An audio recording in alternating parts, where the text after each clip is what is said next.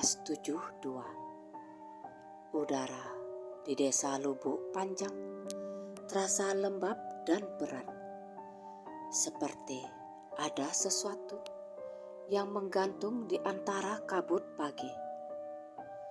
Desa kecil di tepian hutan itu biasanya tentram.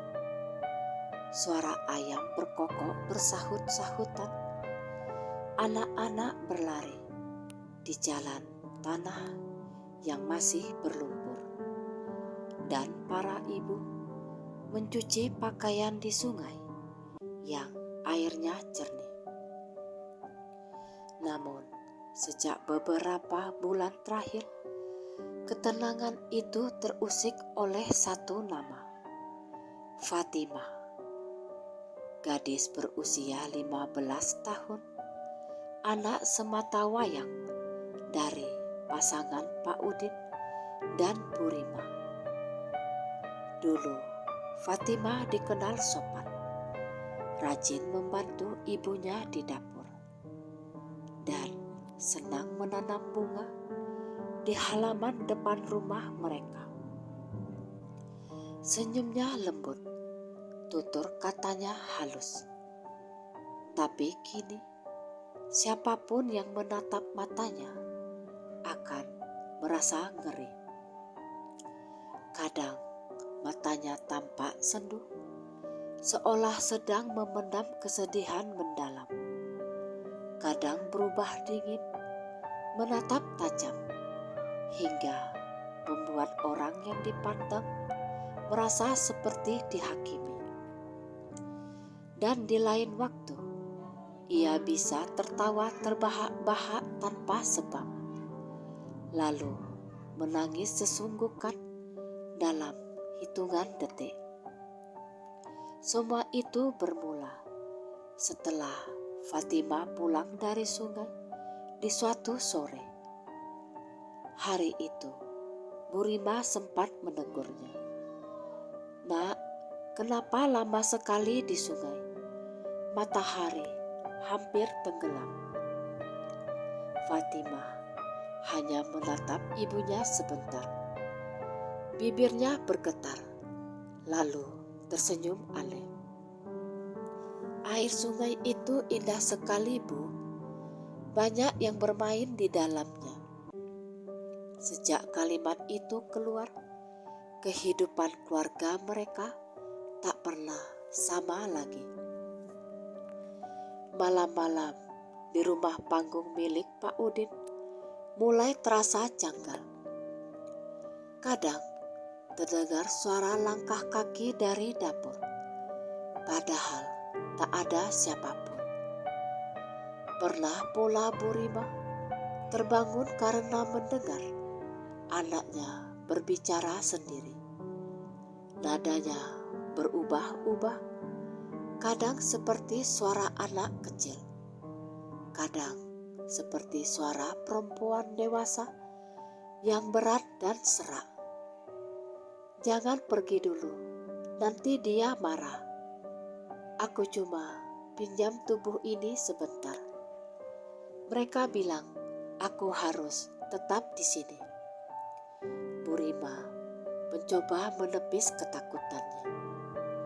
Ia pikir mungkin Fatimah hanya terlalu lelah atau ketakutan karena sesuatu. Namun semakin hari, perubahan itu semakin menjadi. Suatu pagi, ketika Pak Udin hendak berangkat ke ladang, Fatimah tiba-tiba membentak dengan mata melotot, "Jangan ke hutan ya, ada yang menunggu di sana." Suara Fatimah keras dan penuh ketakutan. Tubuhnya gemetar. Pak Udin kebingungan. "Siapa yang menunggu, Nak?" "Mereka yang di bawah air itu," jawabnya lirih sambil menangis. Hari itu Pak Udin tak jadi pergi. Tapi malamnya Fatimah malah tertawa histeris sambil berlari keluar rumah. berputar di halaman, dan berkata berulang-ulang, "Aku bukan Fatimah, aku bukan Fatimah." Warga desa mulai resah. Anak-anak dilarang bermain di dekat rumah keluarga Pak Udin. Beberapa ibu menasihati Bu Rima agar membawa Fatimah ke orang pintar. Namun Bu Rima dengan wajah lelah dan mata sembab hanya bisa berkata, "Anakku tidak gila, Bu. Dia cuma sakit. Dia akan segera sembuh." Sayangnya, tak ada yang tahu sakit apa yang sebenarnya diderita gadis itu. Suatu malam di bulan purnama, Bu Rima mendengar suara langkah kaki pelan di dapur. Ia mengira Pak Udin sedang mengambil air. Tapi saat menyalakan pelita, ia melihat Fatimah berdiri di depan jendela. Matanya menatap keluar ke arah hutan yang gelap. "Nak, ngapain malam-malam di situ?" Fatimah tak menjawab. Tubuhnya kaku. "Fatimah," panggil ibunya lagi. Tiba-tiba gadis itu berbalik. Wajahnya pucat, bibirnya tersenyum kaku, dan matanya, mata itu bukan milik anak 15 tahun. Pandangannya dalam, seperti menyimpan sesuatu yang lebih tua dan lebih kelam. "Ibu, mereka memanggilku," katanya pelan. "Siapa, Nak?" "Yang dulu tinggal di sini sebelum rumah ini berdiri." Bu Rima spontan mundur selangkah. Ia tahu rumah mereka dibangun Pak Udin di atas lahan peninggalan kakeknya. Tapi tak pernah ia dengar cerita bahwa ada yang pernah tinggal di sana sebelumnya. Keesokan paginya, Bu Rima menceritakan semuanya pada Pak Udin, yang hanya terdiam lama, lalu berkata lirih, "Aku pernah dengar, dulu di tanah ini ada keluarga yang hilang di sungai bertahun-tahun lalu. Tapi orang-orang tak suka membicarakannya. Hari-hari berikutnya, Fatimah semakin aneh. Kadang ia ramah, bahkan terlalu ramah. Ia menyapa siapa saja yang lewat di depan rumahnya dengan senyum lebar yang tampak tak wajar. Tapi di saat yang lain, ia bisa marah besar hanya karena ayam tetangga masuk ke pekarangan. Pernah suatu sore, ia datang ke rumah tetangga sambil membawa bunga liar dan berkata, "Ini dari teman-temanku di bawah." Warga mulai ketakutan. Di bawah? Apa maksudnya? Sebagian mengira ia bicara tentang dunia roh. Ada pula yang mulai menuduh keluarga Pak Udin membawa penunggu dari sungai. Suatu hari, seorang dukun tua dari desa sebelah datang tanpa diundang. Namanya Mak Siti. Ia duduk di ruang tengah sambil menatap Fatimah yang duduk tenang di lantai. Mata gadis itu kosong, seolah tak mengenal siapapun. "Anak ini bukan sendirian," kata Mak Siti pelan. "Ada yang ikut dengannya. Ada yang belum pergi." Pak Udin menelan ludah. Apa maksudnya, Mbak? Rohnya terbagi. Satu dari dunia ini, satu lagi dari dunia yang tak kelihatan. Fatima tiba-tiba tertawa keras dan nyaring. Mak Siti, jangan bohong. Aku tahu siapa kau dulu, katanya dengan suara yang bukan miliknya. Berat, tua, dan bergetar. Mak Siti membeku. Wajahnya pucat, bibirnya gemetar. Kau siapa? Tanyanya pelan. Fatima menatap lurus, lalu tersenyum. Aku yang dulu dikubur di tepi sungai itu. Semua orang di ruangan itu membisu. Hanya terdengar suara pelita yang mendesis kecil karena angin.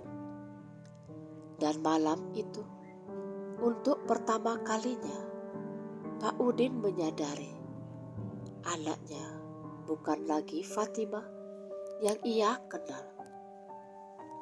Pagi di desa Lubuk Panjang biasanya dimulai dengan kicau burung dan deru lembut angin dari arah hutan. Namun pagi itu, udara terasa berat dan sunyi.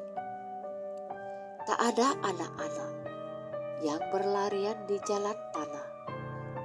Tak ada ibu-ibu yang menjemur pakaian sambil berbincang. Semua orang seakan menahan nafas, menunggu kabar dari rumah Pak Udin. Kabar bahwa Fatima kerasukan arwah penghuni sungai sudah menyebar ke seluruh desa. Pak Udin duduk di beranda dengan wajah kusut. Matanya merah karena tak tidur semalaman. Di dalam rumah, Bu Rima terdengar melantunkan doa dengan suara bergetar. Sementara Fatima duduk bersila di sudut kamar, menatap lantai tanpa ekspresi. Sejak malam pertemuannya dengan Mak Siti, keadaan Fatimah semakin parah.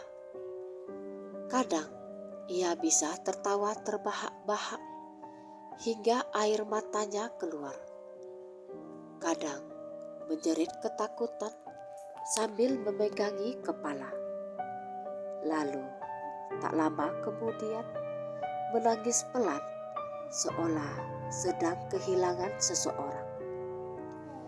Aku tak mau kembali ke sana, katanya lirih di suatu malam. Mereka bilang aku harus tinggal di air, tapi aku suka rumah ini. Bu Rima hanya bisa memeluk anaknya erat-erat. Nak, tenanglah, ibu di sini. Tak ada yang akan membawamu kemanapun. Namun Fatimah hanya diam. Matanya menatap kosong melewati bahu ibunya.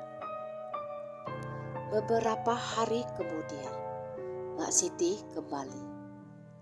Ia datang membawa sesajen sederhana, bunga 7 rupa, dupa, air dari 7 sumur, dan seikat daun sirih. Kali ini, beberapa warga ikut datang. Berdiri di luar rumah Pak Udin dengan wajah tegang. Aku akan coba bicara dengan yang menumpang di tubuh anakmu, kata Mbak Siti. Kalau benar dia arwah dari sungai, kita harus tahu apa yang dia mau. Pak Udin mengangguk pasrah. Lakukan apapun, Mak. Aku cuma ingin anakku kembali. Malam itu, rumah panggung mereka dipenuhi aroma dupa. Lampu minyak dipadamkan. Hanya nyala lilin di tengah ruangan yang menerangi wajah-wajah cemas. Fatimah duduk di depan Mak Siti. Matanya tertutup, nafasnya teratur. Mak Siti menaburkan bunga di sekelilingnya, lalu mulai membaca mantra pelan. Suaranya rendah dan bergetar, berpadu dengan bunyi jangkrik dari luar rumah.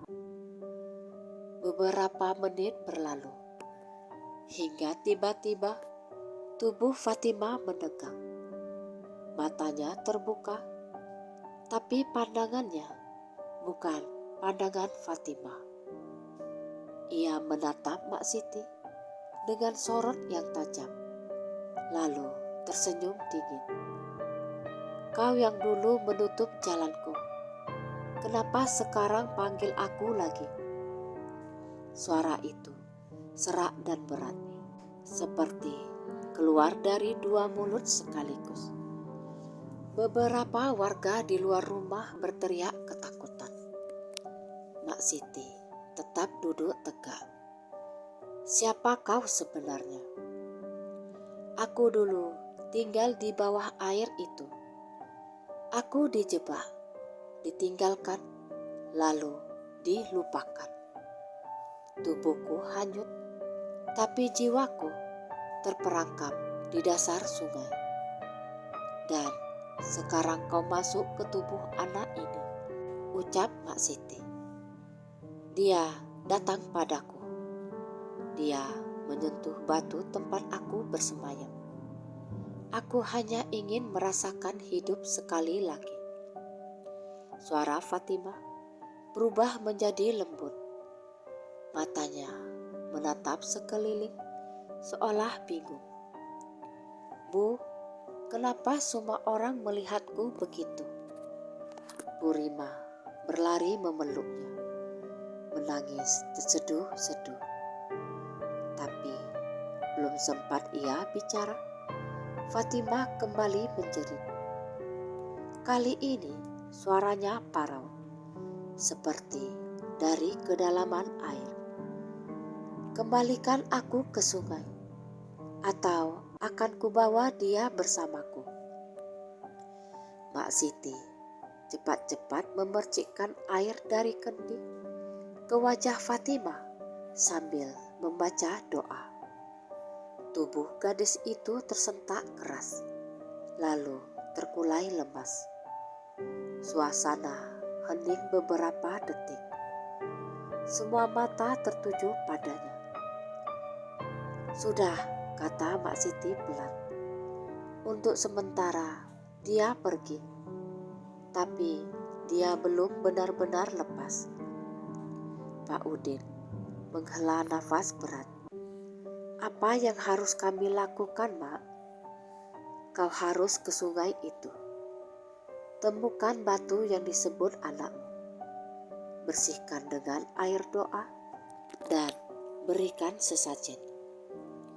Arwah itu belum tenang karena ada sesuatu mengikatnya di sana. Keesokan harinya, Pak Udin pergi ke sungai ditemani dua warga laki-laki. Sungai itu terletak di pinggir hutan. Airnya tampak keruh karena hujan semalam. Mereka berjalan menyusuri tepian sambil mencari batu yang dimaksud. Tak butuh lama hingga mereka menemukannya. Sebuah batu besar di tengah arus. Bentuknya menyerupai wajah manusia dengan rongga yang mirip mata. Saat Pak Udin mendekat, angin mendadak berhenti. Suasana menjadi sunyi mencekam. Ia menuangkan air doa ke atas batu itu, lalu menaburkan bunga 7 rupa sambil berbisik pelan. "Pergilah dengan tenang, jangan ganggu anakku lagi."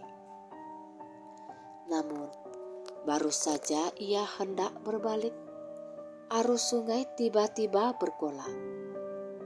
Air memercik ke segala arah, dan dari pusaran air yang terbentuk terdengar suara samar, suara seorang perempuan menangis.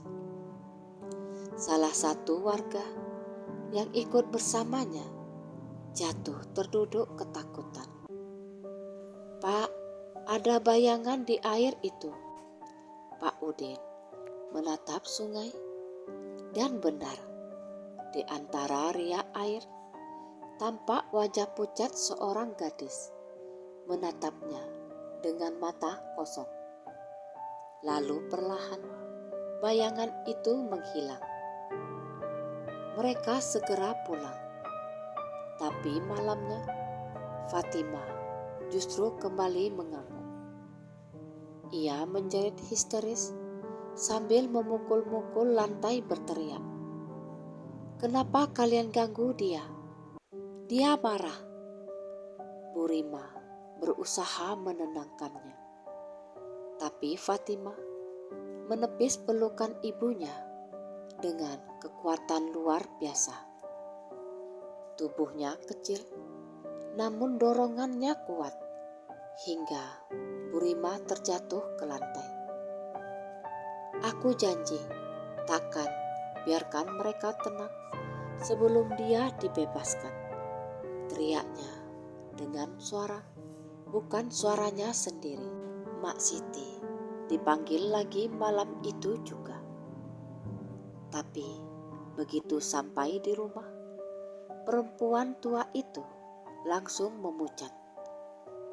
Ia menatap Fatima yang kini berdiri di pojok ruangan sambil tersenyum aneh. "Dia bukan sendiri lagi," bisik Mak Siti lirih. "Apa maksudmu?" tanya Pak Udin. "Ada lebih dari satu arwah yang menumpang di tubuh anak." Semua yang mendengar kata-kata itu membisu. Dan di tengah keheningan malam, Fatima tiba-tiba menatap mereka dengan pandangan kosong. Lalu berkata pelan, "Kami tidak akan pergi. Kami ingin hidup." Sejak malam itu, suasana desa Lubuk Panjang berubah drastis. Orang-orang tak lagi berani keluar setelah matahari tenggelam. Bahkan suara jangkrik pun seperti enggan terdengar. Rumah Pak Udin menjadi pusat ketakutan.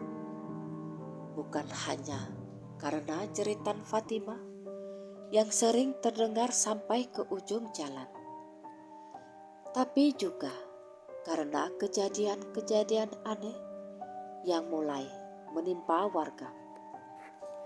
Anak kecil melihat bayangan perempuan berambut panjang di tepi sungai. Ayam-ayam mati mendadak tanpa luka. Dan setiap kali bulan purnama, air sungai berubah keruh kehitaman seperti darah yang larut dalam arus. Mak Siti berulang kali datang, membawa doa dupa dan air suci. Tapi setiap kali upacara dilakukan, Fatima justru semakin parah. Kadang ia bicara dalam bahasa yang tak dimengerti siapapun. Kadang memanggil nama-nama orang yang sudah lama meninggal. "Mak Itam, jangan tinggalkan aku. Suri, aku masih di sini." Dia tenggelam, tapi aku disuruh menggantikannya. Kata-katanya membuat bulu kuduk siapapun meremang. Karena tak ada satupun warga yang mengenal nama-nama itu. Suatu sore, ketika langit mendung berat dan angin berputar di sekitar hutan, Pak Udin memutuskan untuk kembali ke sungai. Ia merasa belum selesai dengan arwah yang menumpangi anaknya. Kali ini ia berangkat sendiri, meskipun Bu Rima memohon agar ia tak pergi. "Udin, tolonglah, aku takut terjadi apa-apa. Aku ayahnya Rima. Kalau aku diam saja, bisa-bisa Fatimah hilang." Ia berjalan melewati jalan setapak yang sepi, membawa kendi berisi air doa dan seikat bunga melati. Hujan rintik-rintik mulai turun ketika ia sampai di tepi sungai. Arusnya deras, gemuruhnya seperti bisikan 1000 suara. Pak Udin menatap batu besar yang dulu ia datangi bersama warga. Kini permukaannya ditumbuhi lumut hijau gelap. "Kalau kau memang ada di sini, lepaskan anakku. Dia tak bersalah. Ambil aku saja." Sesaat tak terjadi apa-apa. Hanya suara air, tapi tiba-tiba dari arus yang bergolak muncul bayangan samar seorang perempuan berambut panjang. Wajahnya pucat, matanya kosong. Bajunya lusuh seperti kain kafan yang terendam lama. Pak Udin mundur selangkah, tapi bayangan itu mendekat, bergerak melawan arus. Suara lirih terdengar di telinganya, meski tak ada yang berdiri di dekatnya. "Dia sudah menjadi jembatan kami. Kami akan hidup lewat tubuhnya." Pak Udin menjatuhkan kendi, air doa tumpah ke tanah. Ia menutup telinganya, tapi suara-suara itu semakin keras bersahutan, seperti berasal dari dasar sungai. Arus tiba-tiba naik hingga mengenai kakinya. Pak Udin terpeleset dan nyaris jatuh. Dengan sisa tenaga, ia berlari pulang, menahan nafas yang memburu. Namun, begitu tiba di rumah, suara tangis Fatimah sudah terdengar dari dalam. Fatimah duduk di lantai dengan wajah penuh luka cakaran. Tangannya berlumur tanah basah. "Aku sudah mencoba, Bu, tapi mereka tak mau pergi," katanya lirih. Bu Rima menatapnya dengan mata berlinang. "Nak, apa yang mereka mau?" Fatimah menatap ibunya lama, lalu berbisik. "Mereka bilang aku harus ikut ke tempat mereka. Hanya itu caranya agar semua tenang." Bu Rima memeluk anaknya erat-erat. Air matanya jatuh di rambut Fatimah. "Tidak, Nak, tidak ada yang akan membawamu pergi." Tapi Fatimah hanya tersenyum samar. "Aku sudah mendengar nyanyian mereka setiap malam. Suaranya dari sungai, Bu, indah sekali, dan aku tak takut lagi." Beberapa malam kemudian, hujan turun deras disertai petir. Petang itu, Mak Siti datang untuk terakhir kalinya. Wajahnya muram, langkahnya lambat. "Aku sudah bicara dengan orang tua di kampung sebelah," katanya kepada Pak Udin. "Mereka bilang arwah yang menumpang di tubuh anakmu tak hanya satu, tapi 3. Semuanya perempuan yang mati tenggelam Di sungai ini puluhan tahun lalu. Pak Udin tertegun. 3? Ya, mereka mati pada tahun yang berbeda, tapi di tempat yang sama. Dan ada yang mengatakan ketiganya belum pernah ditemukan jasadnya. Hening panjang menyelimuti ruangan. Jadi Fatimah dijadikan wadah oleh 3 arwah itu. Mak Siti berkata dengan wajah muram. Mereka terikat oleh tempat ini, dan kini mereka menemukan tubuh yang cukup lemah untuk dimasuki. Lemah? Tanya Pak Udin dengan dahi berkerut.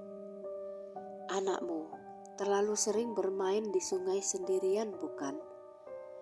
Arwah yang tak tenang bisa masuk ke jiwa yang kosong, terutama saat senja.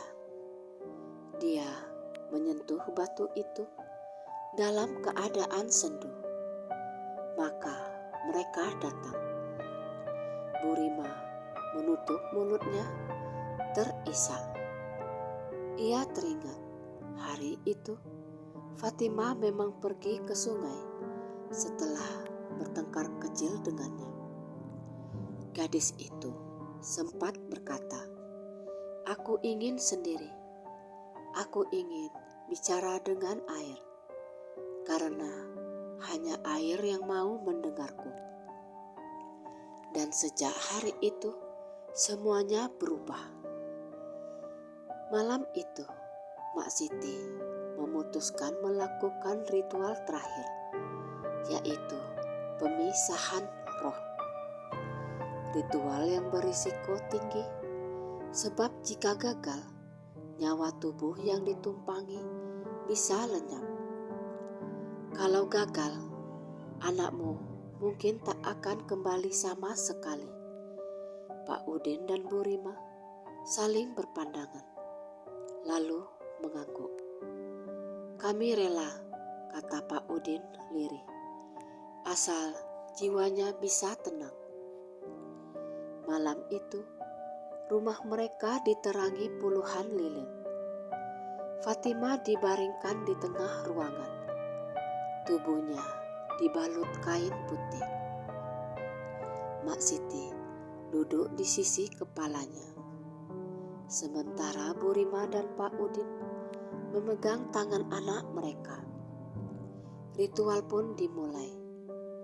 Mak Siti membaca mantra panjang dengan suara berat. Hembusan angin tiba-tiba masuk lewat celah dinding, membuat api lilin bergetar. Beberapa menit berlalu tanpa apa-apa, hingga tiba-tiba Fatimah membuka mata. Matanya hitam seluruhnya. Suara dari mulutnya terdengar ganda, seperti 3 orang berbicara bersamaan. "Kami tidak mau pergi. Dia sudah jadi rumah kami. Biarkan kami hidup." Lilin-lilin padam serentak. Suara petir menggelegar di luar rumah. Fatimah menjerit. Tubuhnya melengkung ke atas seperti ditarik dari 2 arah. Bu Rima menjerit ketakutan. Tapi Mak Siti terus membaca mantra. Suaranya semakin keras. "Demi Yang Maha Kuasa, lepaskanlah jiwa yang bukan miliknya." Fatimah menjerit makin keras. Suaranya bergema panjang, lalu tiba-tiba hening. Tubuhnya terkulai lemas. Hujan berhenti, angin berhenti. Hanya suara air menetes dari atap. Mak Siti menatap tubuh Fatimah yang terbaring diam, lalu menatap Pak Udin. Sudah, mereka pergi. Bu Rima langsung memeluk anaknya sambil menangis lega. Namun Mak Siti belum sempat menambahkan sesuatu yang penting. Karena pada saat yang sama, Fatimah perlahan membuka matanya kembali. Matanya kini tenang, tapi di sudut bibirnya terukir senyum kecil. "Terima kasih Mak Siti," katanya lembut. "Tapi yang tinggal sekarang bukan lagi Fatimah." Dan sebelum siapapun sempat bereaksi, lampu minyak di ruangan itu padam total. Ketika lampu minyak padam malam itu, ruangan tenggelam dalam kegelapan total. Hanya suara nafas dan detak jantung yang terdengar. Pak Udin bergegas menyalakan kembali pelita dengan tangan gemetar. Cahaya kecil itu memperlihatkan Fatimah yang masih duduk bersila di tengah ruangan, menatap kosong ke arah mereka bertiga. Bu Rima mendekat dengan air mata berlinang. "Fatimah, nak, kau sadar kan? Ini ibu, nak." Fatimah menatapnya lama, lalu tersenyum lembut, senyum yang seolah menenangkan, tapi justru membuat bulu kuduk merinding. "Ibu," katanya pelan, suaranya lembut seperti dulu. "Aku sudah tenang sekarang." Bu Rima memeluk anaknya sambil menangis haru. Pak Udin pun berlutut, menyentuh bahu putrinya dengan lega. Tapi Mak Siti yang berdiri di sudut ruangan justru terdiam. Matanya menatap Fatimah dengan waspada. Ada sesuatu yang tak beres. "Fatimah," katanya perlahan, "kau tahu siapa aku?"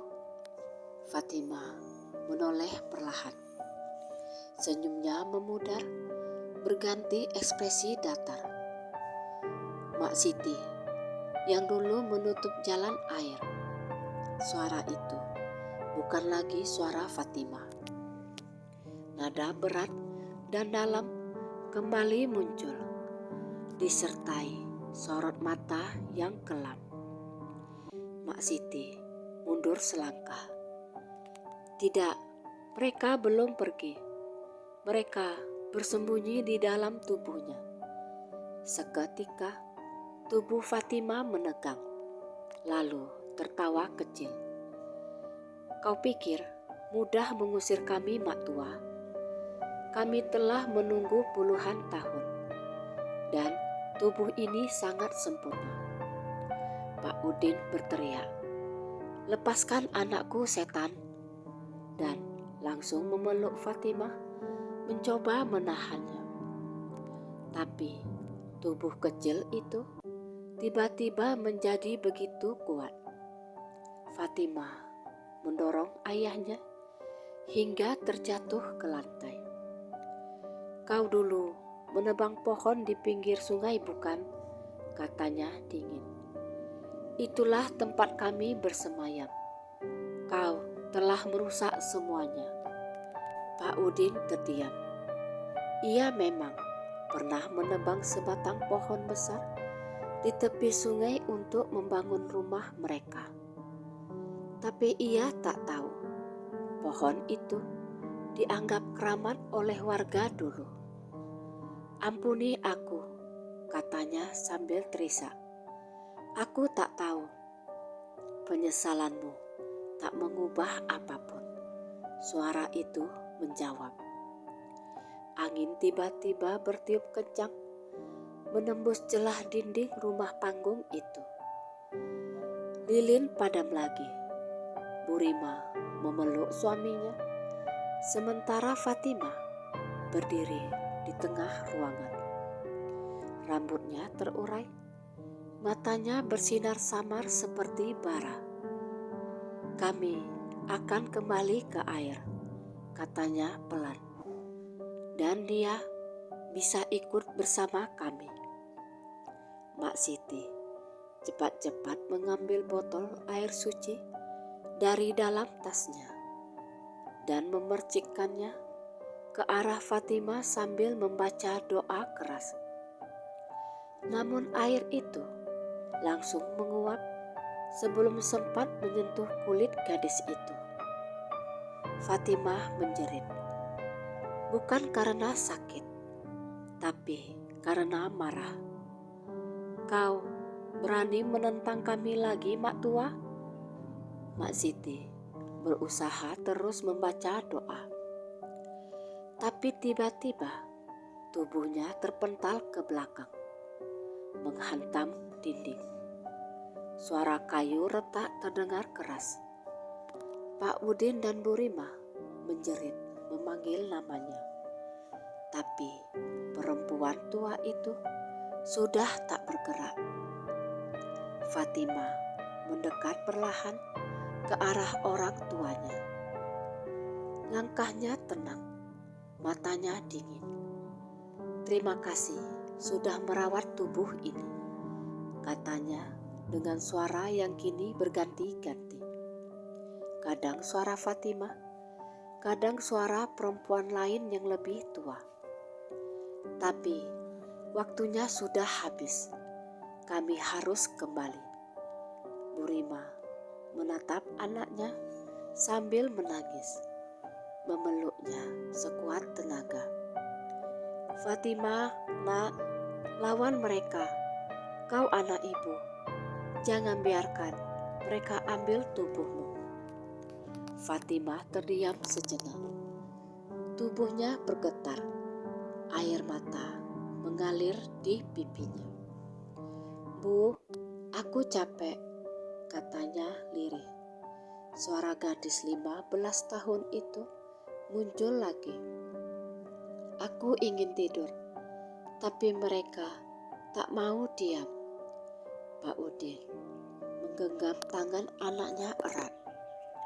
Nak, ingat siapa dirimu. Kau Fatimah, anak kami satu-satunya. Untuk sesaat, sorot mata Fatimah kembali lembut.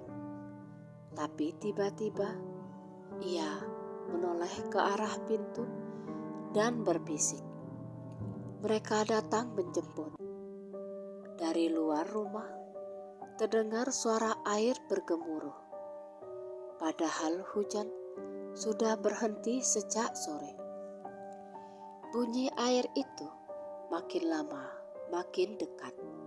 Seperti ada sungai yang berjalan mendekati rumah. Angin dingin menembus dinding, membawa bau lumpur dan anyir. Fatimah berdiri, menatap ke arah jendela. Lihat Bu, mereka menungguku. Bu Rima menahan lengannya, tapi Fatimah bergerak cepat, membuka pintu dan berlari keluar. Pak Udin mengejar di tengah malam gelap. Suara langkah mereka terinjak tanah basah bercampur suara air yang semakin keras. Ketika sampai di tepi sungai, Fatimah sudah berdiri di tengah arus setinggi lutut. Air mengalir deras, namun wajahnya tampak tenang, bahkan tersenyum. Jangan nak, jangan ke sana, teriak Pak Udin. Fatimah menoleh, menatap ayah dan ibunya di tepi sungai. Ibu, ayah, terima kasih sudah mencintaiku. Sekarang saatnya aku pulang. Lalu ia menatap air dan tiba-tiba arus menjadi gila, membentuk pusaran besar di sekitar tubuhnya. Pak Udin berlari dan mencoba meraih tangan anaknya. Tapi arus itu menelan Fatimah dalam sekejap. hanya terdengar suara jeritan Burimah yang memecah malam. Pagi harinya, warga menemukan tubuh Fatimah di dasar sungai. Wajahnya tenang, seperti sedang tidur. Di tangannya menggenggam erat seikat bunga melati yang masih segar. Padahal seharusnya sudah hancur terbawa arus. Mak Siti ditemukan tak sadarkan diri di rumah Pak Udin, tapi beliau masih bernyawa. Setelah siuman, ia hanya berkata pelan kepada warga yang bertanya. 3 arwah itu sudah tenang, tapi jiwa gadis itu ikut bersama mereka. Pak Udin dan Burimah tak pernah benar-benar pulih. Setiap senja, mereka berdua duduk di tepi sungai, menatap air yang berkilau merah keemasan oleh cahaya matahari. Kadang Burimah mendengar suara lembut memanggil dari kejauhan. Bu, ayah, jangan menangis. Aku bahagia di sini. Namun, setiap kali suara itu muncul, air sungai akan beriak sendiri. Seolah ada tangan tak terlihat menyentuh permukaannya. Tahun-tahun berlalu, rumah panggung keluarga Pak Udin akhirnya ditinggalkan. Warga menyebut tempat itu Rumah Sungai Menangis, karena setiap malam hujan turun, terdengar suara tangisan pelan dari arah dapurnya.